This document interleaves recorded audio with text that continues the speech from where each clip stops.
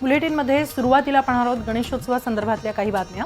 नाशिकमध्ये गणपती पाठोपाठ आज गौरींचं सौन पावलांनी घरोघरी आगमन झालंय। गौरींचं विविध रूप बघायला मिळत आहे। मात्र नाशिकच्या बेळे घराण्याची एक वेगळीच परंपरा आहे। घरातील भिंतींवर अष्टगंधानं गौरी रेखाटल्या जातात।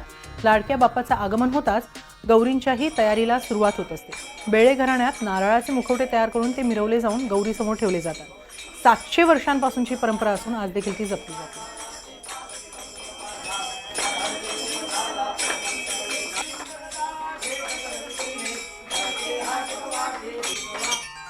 अडीच दिवसासाठी आलेल्या या महालक्ष्म्या जर आपण बघितल्या तर अष्टगंधाने आमच्याकडे काढण्याची पद्धत आहे।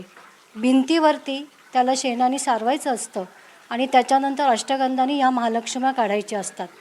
अर्थातच या आल्यामुळे सगळेजण खूपच आनंदी आहेत। ही तयारी साधारणपणे महिनाभरापासून सुरू होत असते, कारण माहेरवाशीण जेव्हा माहेरी 2.5 दिवसासाठी येते त्यावेळेला 2.5 दिवस ही माहेरवाशीण आपल्या घरी आल्यानंतर सगळ्यांना जसा आनंद होतो तसाच हा आनंद आज ज्येष्ठ कनिष्ठ आल्यामुळे आम्हाला झालेला आहे।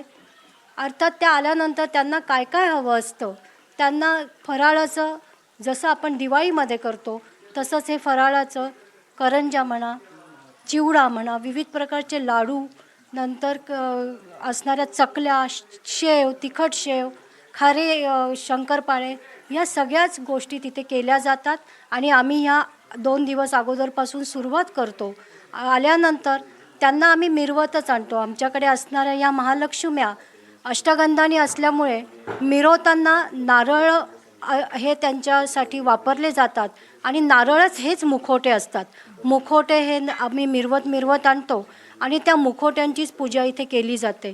अशा पद्धतीने ह्या बघितलं तर त्यांना आम्ही गळ्यामध्ये सर्व सोन्याचे दागिने, नथ, मंगळसूत्र, जोडवे हे सगळे परिधान केले जातात।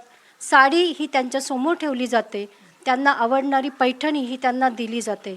आज आम्ही इथे जो बगीचा केलेला आहे, हा निसर्गाचा जो होत असलेला ऱ्हास हा थांबावा आणि हा संदेश देण्यासाठीच आम्ही हा बगीचा इथे केला आहे।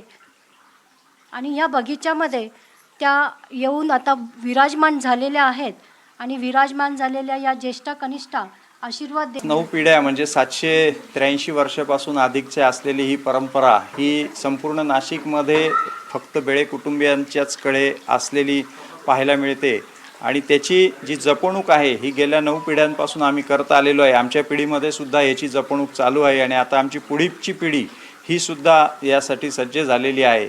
एकंदरीतच गणेशाच्या आगमनानंतर आलेल्या महालक्ष्म्यांचा हा अत्यंत हर्षोल्लासामध्ये आम्ही स्वागत करतो आणि चातुर्मासामधला असलेलं प्रमुख व्रत का ज्याच्याने येणारा दसरा असेल, नवरात्र असेल, दिवाळी असेल, याचं स्वागत करण्याची ही पूर्वतयारी ही महालक्ष्म्यांच्या रूपाने येते की धनधान्यरूपी महालक्ष्मी ह्या आपल्याकडे आल्या तर आपण कसं अतिशय सधनपणे या नवरात्राला, दसऱ्याला आणि दिवाळीला सामोरं जाऊ, अशा पद्धतीचा एक उत्साह या महालक्ष्म्यांमधून आपल्याला बघायला मिळतो।